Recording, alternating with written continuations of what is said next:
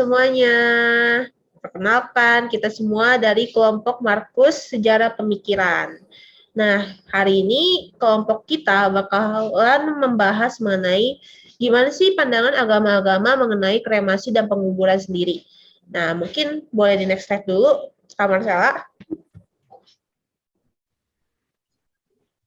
Oke, mungkin kita bakal perkenalan diri dulu kali ya sebelum kita masuk ke pembahasan kita.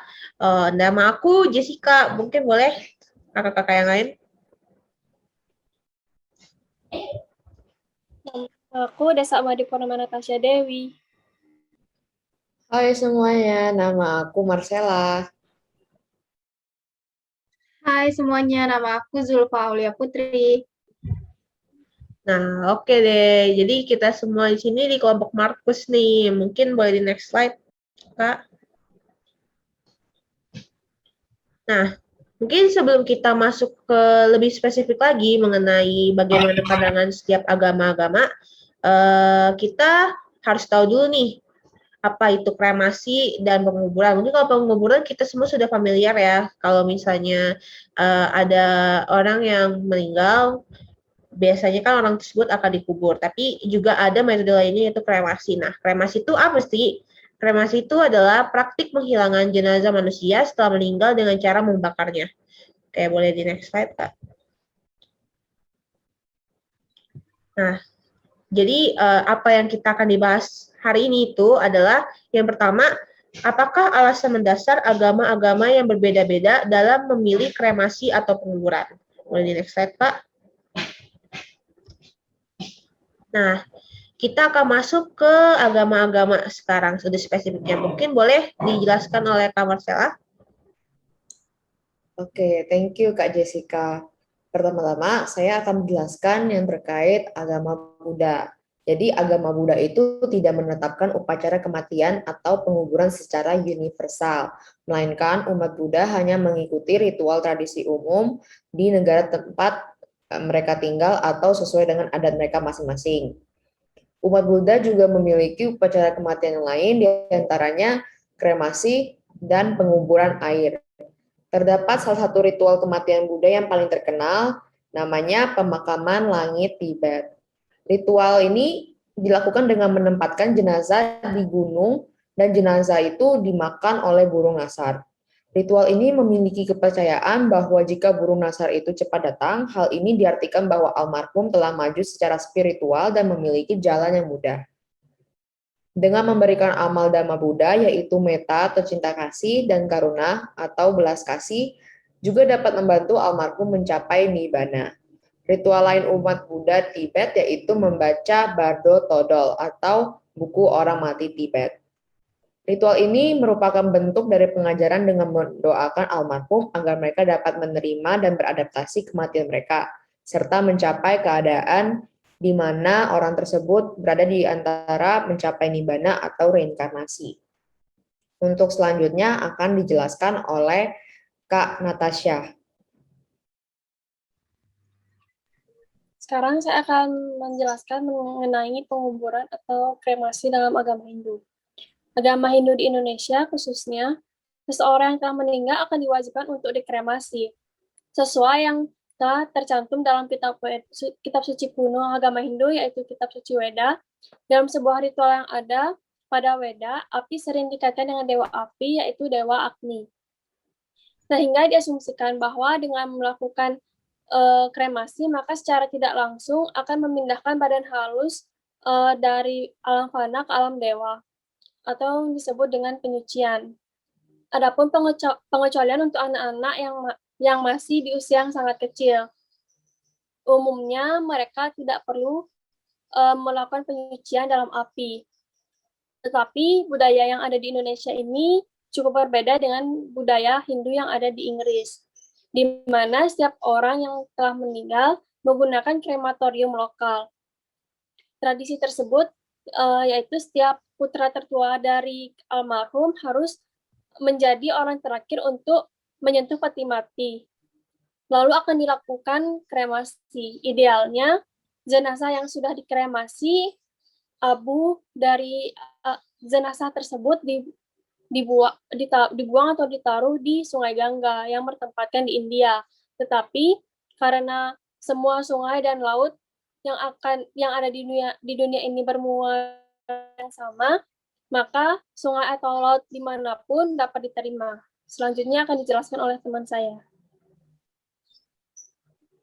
Oke, saya akan menjelaskan mengenai agama Islam. Kalau di agama Islam itu, kremasi terhadap mayit itu tidak diperbolehkan atau dilarang.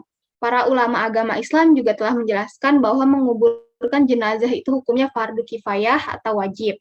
Dalam agama Islam juga sudah ada aturan syariat terkait prosedur pengurusan jenazah, yakni memandikan, mengkafani, disolatkan, kemudian setelah itu boleh dikuburkan. Selanjutnya akan dijelaskan oleh Kak Jessica. Silahkan, Kak.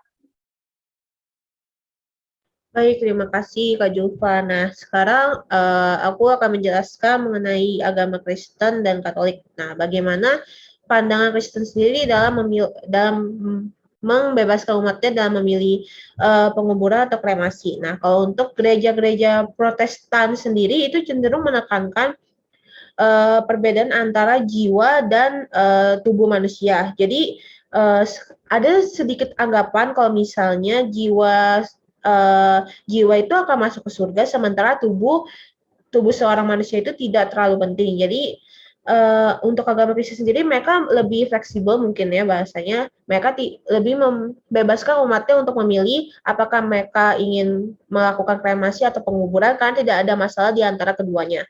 Lalu untuk agama Katolik sendiri, Gereja Ortodoks dan Katolik Roma masih sangat mengutamakan penguburan daripada kremasi karena masih ada kepercayaan bahwa orang yang meninggal fisiknya akan bangkit kembali. Karena itu Gereja Katolik Roma sendiri juga telah mengizinkan kremasi sejak tahun 1963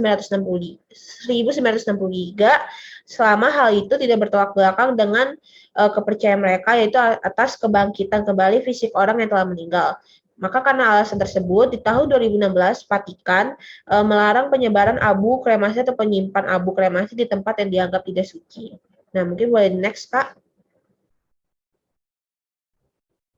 Nah, selanjutnya itu bahasan kita sendiri adalah mengenai bagaimana kaitan mendasar agama-agama tadi yang baru kita sampaikan, pandangan mereka mengenai kremasi itu kaitannya terhadap Tuhan, dunia, dan manusia.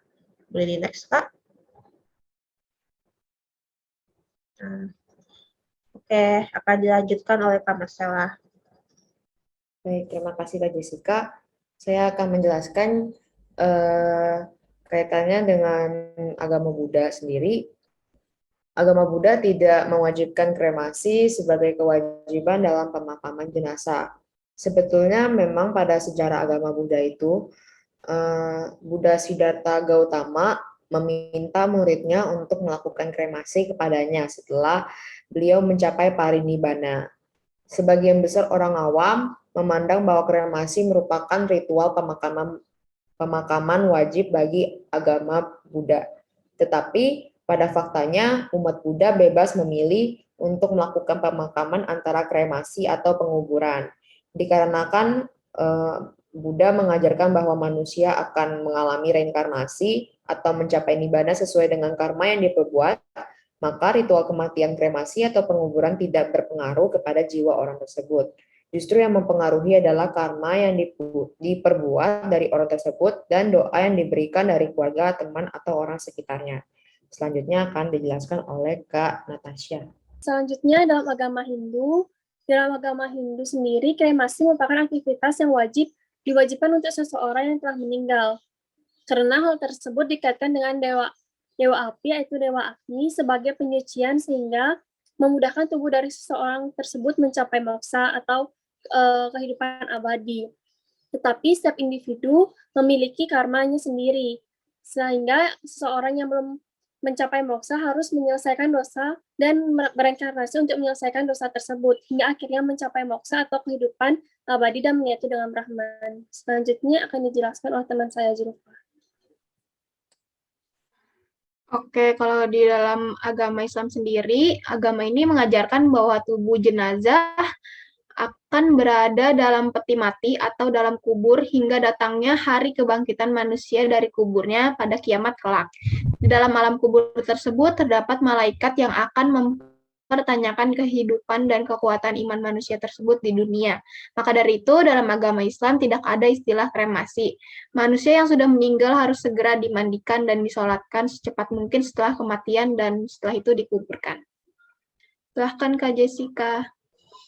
Baik, terima kasih Kak Julfa. Nah, sekarang aku akan menjelaskan bagaimana kaitannya Tuhan, manusia, dan alam dalam agama Kristen mengenai kremasi sendiri.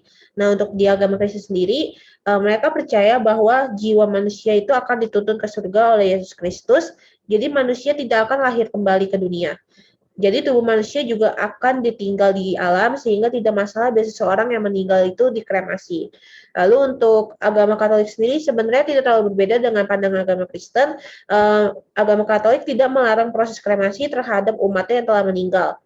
Tetapi kremasi diperbolehkan asal tidak melanggar kepercayaan mereka, yaitu setelah manusia meninggal, fisiknya akan bangkit kembali. Hal ini juga sesuai dengan kepercayaan kedua agama tersebut, di mana setelah umatnya meninggal, mereka akan dituntun ke surga karena Yesus Kristus telah mengorbankan dirinya untuk membawa umat-umatnya ke surga. Boleh next, Kak Marcella? Baik, sekian dari kelompok Markus. Semoga kelompok kami bisa memaparkan materinya dengan cukup baik. Terima kasih semua.